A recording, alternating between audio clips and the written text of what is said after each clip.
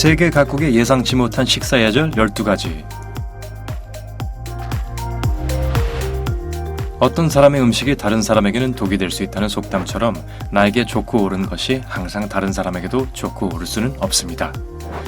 해외여행을 하면서 전통적인 환경에서 현지 요리를 용감하게 시도해보면 특정 국가의 식사 예절이 서로 얼마나 다른지 알게 됩니다.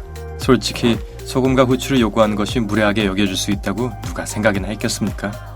물론 망신을 당하거나 무례하고 야만적인 사람으로 보이고 싶어하는 사람은 아무도 없습니다. 여기 세계 각국의 예상치 못한 식사 예절 12가지가 있습니다. 전 세계를 돌며 배를 채우기 전에 우리 채널을 구독해서 여러분의 두뇌를 재미있는 사실들과 유용한 조언으로 채우십시오. 구독 버튼을 클릭한 후에는 삶의 밝은 면에서 매일 전해오는 업데이트를 놓치지 않도록 알림벨을 누르세요. 좋습니다. 본론으로 돌아가겠습니다.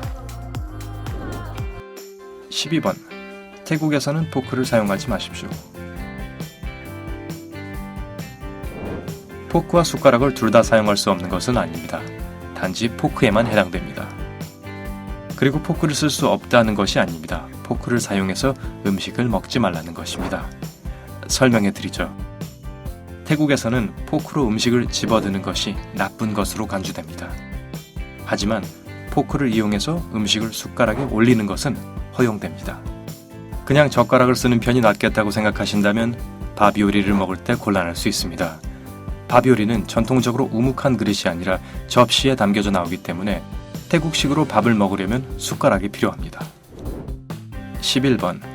중국에서는 접시를 깨끗이 비우지 마세요.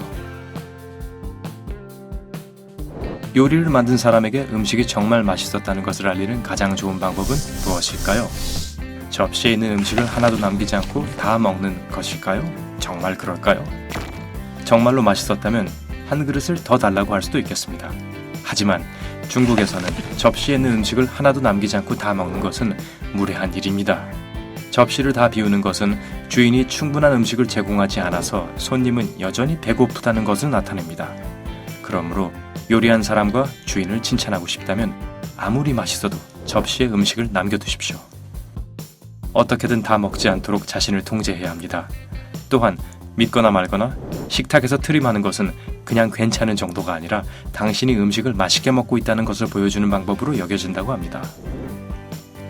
10번. 에티오피아에서는 접시를 같이 사용하십시오.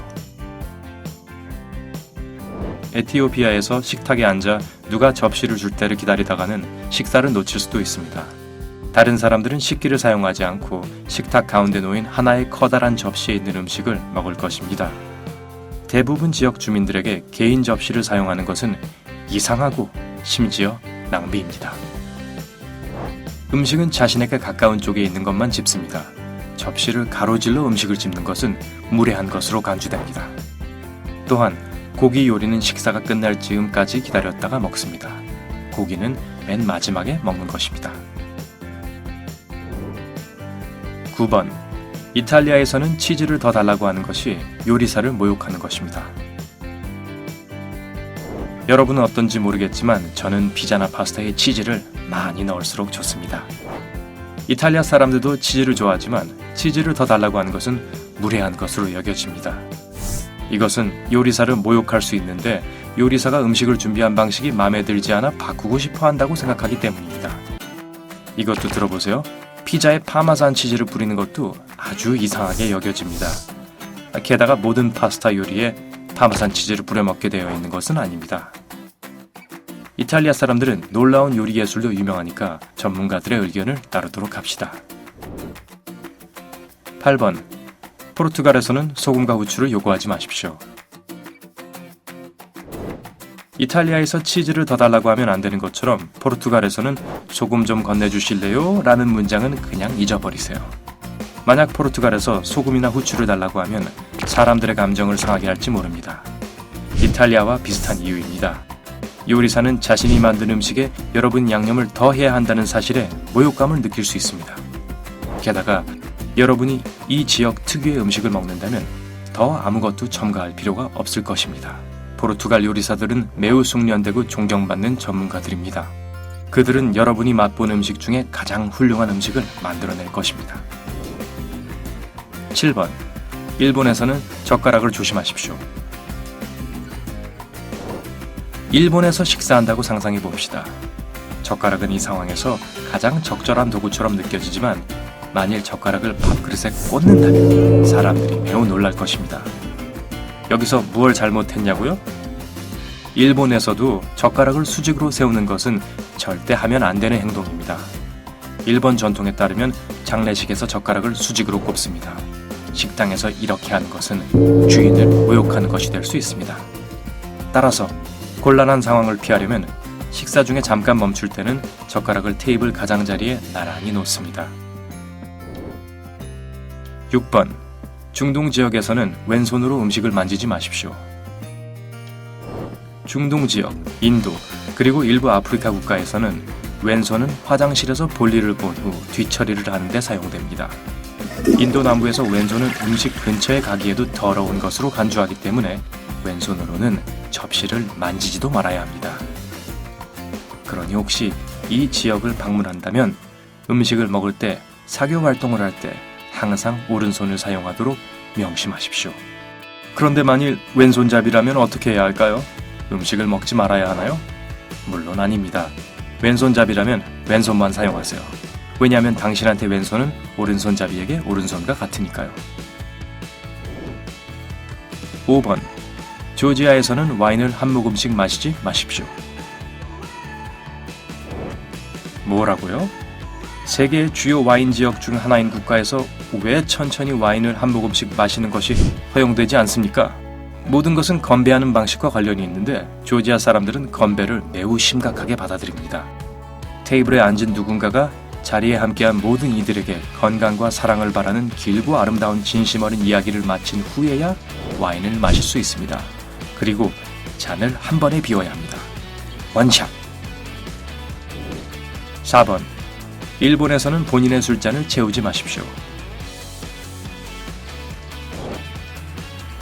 일본에서 저녁 식사를 하는데 술을 마시게 되면 본인의 술잔을 채우지 마세요. 테이블에서 옆에 앉아있는 사람의 잔을 채워주면 그 사람이 당신의 잔을 채워줄 것입니다. 만약 누군가 잔을 채워주기를 기다리지 않고 친절한 옆 사람의 규칙을 무시하기로 한다면 못마땅한 시선을 받게 될 것입니다. 그러니 인내심과 존경심을 가지십시오. 3번. 이탈리아에서 카푸치노는 오전에만 마십니다. 로마에서의 화창한 오후입니다. 카푸치노와 맛있는 디저트를 먹고 있는데 주변 사람들이 이상하게 쳐다봅니다. 물론 이탈리아 사람들도 카푸치노를 마시지만 대부분 아침이나 아침 식사 대신으로 마십니다. 하지만 이 우유 거품이 들어있는 커피를 오후에 마시면 속이 안 좋을 수도 있다고 적어도 이탈리아 사람들은 그렇게 생각합니다. 아무도 당신에게 뭐라고 하거나 그것 때문에 기분 나빠하지는 않겠지만 당신이 관광객이라는 것을 즉시 알아챌 것입니다. 따라서 만약 현지인들과 섞여서 적응하고 싶다면 12시 이후에는 에스프레소 한 잔을 마시면서 오후에 필요한 카페인을 얻을 수 있을 것입니다.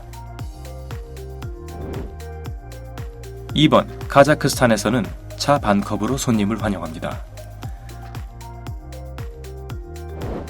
우리가 다도를 생각할 때 대개 영국과 영국식 세련된 차 예절을 생각합니다.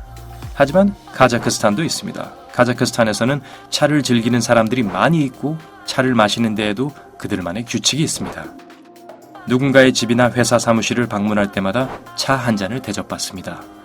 하지만 컵은 가장자리까지 가득 채워 있지 않습니다. 주인의 인심에 의문을 제기하기 전에 이것을 기억하세요. 반컵의 차는 손님이 금방 떠나는 것을 원하지 않는다는 뜻입니다. 반컵만 따라주는 것은 주인이 당신과 좋은 대화를 계속하면서 따뜻한 차를 계속 부어주고 싶다는 것을 알리는 방법입니다. 하지만 한 잔 가득 대접받는다면 집에 갈 때가 되었다는 암시입니다. 1번. 중국에서 깨끗한 차 주전자는 혼이 깃들지 않은 주전자입니다. 중국에서 열린 다도에 초대되어 설거지를 돕기로 했다면 차 주전자를 닦을 생각은 마십시오. 중국인들은 차 주전자를 닦지 않는데 특히 전통적인 점토 주전자는 주방 세제로 닦지 않습니다. 물이나 특별한 모래로 씻은 다음 자연 건조시킵니다. 차의 맛과 색이 점착되어 주전자의 차에 혼을 깃들게 하기 때문에 다른 화학 세척제로 이것을 없애는 것은 금지됩니다. 고대 중국차의 혼을 환하게 하고 싶진 않으시죠? 네, 저도 마찬가지예요. 이 관습 중에 어느 것이 가장 놀라웠나요? 여러분의 나라에서는 어떤 식사 예절 규칙이 있나요? 아래 댓글에서 말해주세요. 좋아요를 눌러주고 구독을 클릭하여 삶의 밝은 면에 머무십시오.